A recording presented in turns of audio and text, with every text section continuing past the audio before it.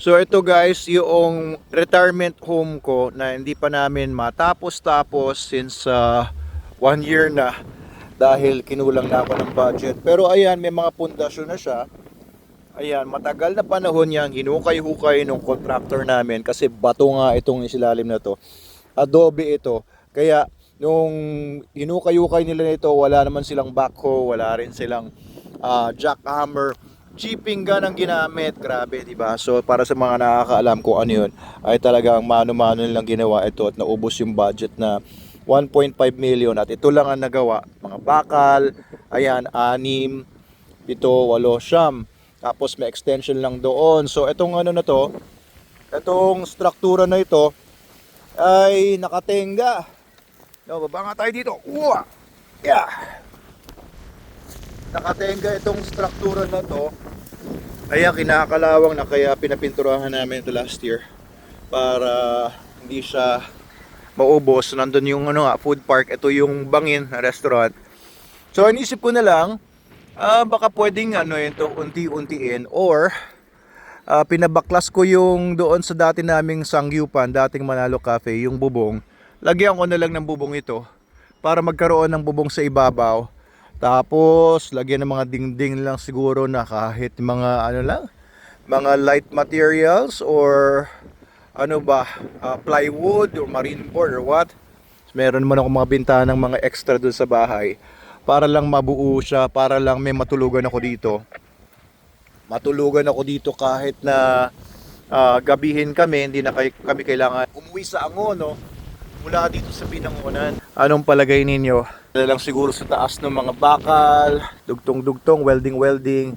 At least meron naman akong mga bakal. Actually, mga bakal na nandun sa may sangyupan ay dating dating training center namin yon doon sa Makamot na binaklas-baklas namin.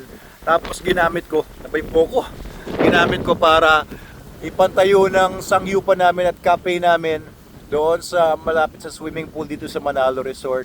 Ang ginastos ko dati doon, 500,000 para magawa yung training center na yon, training hall, para pagka umuulan ay hindi nababasa yung aming mga asong tinuturuan. Kabit ko na lang muna kaya dito para meron na akong bahay dito kahit papaano. Ang ganda naman kasi dito ng view, tingnan nyo.